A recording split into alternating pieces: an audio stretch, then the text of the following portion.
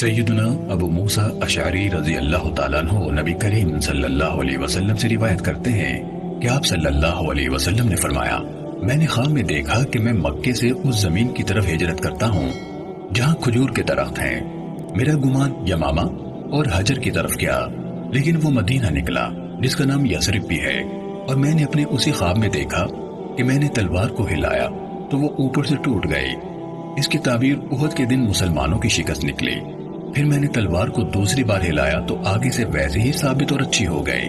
اس کی تعبیر یہ نکلی کہ اللہ تعالیٰ نے فتح نصیب کی اور مسلمانوں کی جماعت قائم ہو گئی، یعنی جنگی احد کے بعد خیبر اور مکہ فتح ہوا اور اسلام کے لشکر نے زور پکڑا۔ اور میں نے اسی خواب میں گائیں دیکھی جو کاٹی جاتی تھیں، اور اللہ تعالیٰ بہتر ہے۔ جیسے یہ جملہ بولا جاتا ہے اللہ خیر، اس سے مسلمانوں کے وہ لوگ مراد تھے جو احد میں شہید ہوئے، اور خیر سے مراد وہ خیر تھی جو اللہ تعالیٰ نے اس کے بعد بھیجی، اور سچائی کا ثواب جو اللہ تعالیٰ نے ہمیں بدر کے بعد عنایت کیا۔ صحیح مسلم حدیث نمبر 5934۔